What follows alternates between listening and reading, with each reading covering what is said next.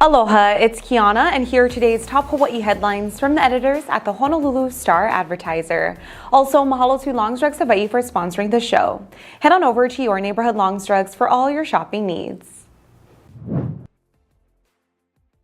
The Career Expo is back again. Are you looking for a new gig? Our second Career Expo of 2023 will be held on Wednesday, April 12th from 9 a.m. to 2 p.m. at the Neil Blaisdell Exhibition Hall.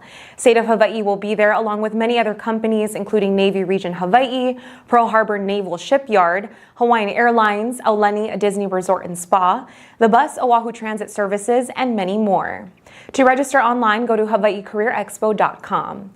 Admission is free and we hope to see you there. A new development today in the case of a tourist who was raped and killed on the Big Island in 1991. Sean Schweitzer, one of 3 men convicted in the murder of Dana Ireland, is seeking exoneration after his brother was released after more than 20 years in prison.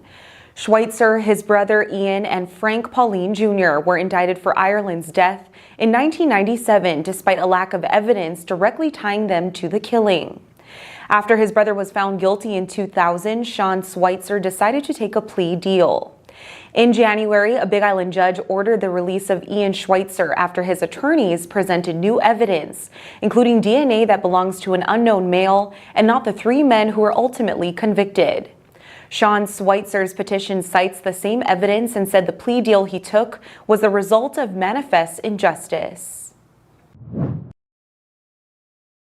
Supreme Court Justice Clarence Thomas has responded to a report detailing a series of luxurious trips he took that were paid for by Republican mega donor Harlan Crow.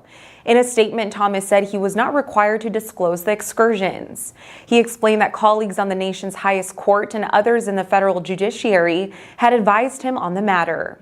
According to Thomas, the unnamed peers said hospitality from close personal friends who had no business before the court was, quote, not reportable. A Thursday report from ProPublica showed Thomas has accepted trips from Crow nearly every year for more than 2 decades. Thomas and his wife Virginia have traveled on Crow's yacht and private jet, as well as stayed at his private resort in New York's Adirondack Mountains. Supreme Court justices, like other federal judges, are required to file an annual financial disclosure report, which asks them to list gifts they have received. The policy provides exemptions for hospitality from friends. Former Theranos executive Ramesh Sunny Balwani is heading to prison. An appeals court rejected Balwani's bid to remain free while he contests his conviction for carrying out a blood testing hoax with his former boss and lover, Elizabeth Holmes. Last month, a judge denied Balwani's request to remain free while he appeals and ordered him to report to prison on March 16. Balwani avoided having to report on that date by appealing that ruling. But 3 judges on the 9th Circuit Court of Appeals concluded that the former executive had not provided enough evidence to convince them that his conviction is likely to be overturned. Balwani will start a nearly 13-year prison sentence on April 20. About a week after that date, Holmes is scheduled to begin a more than 11-year prison sentence after being convicted on 4 counts of fraud and conspiracy. She has also requested to remain free while she pursues her appeal, though the judge has not yet ruled on the matter. A 76-year-old woman was seriously injured in a hit-and-run in Kalihi. Honolulu police said a man was speeding westbound on North School Street when he sideswiped a 44-year-old woman driving eastbound at about 7:35 Thursday night. The man's car spun out, hit a second vehicle driven by a 36-year-old man, and careened off the road where it struck a woman waiting at a bus stop.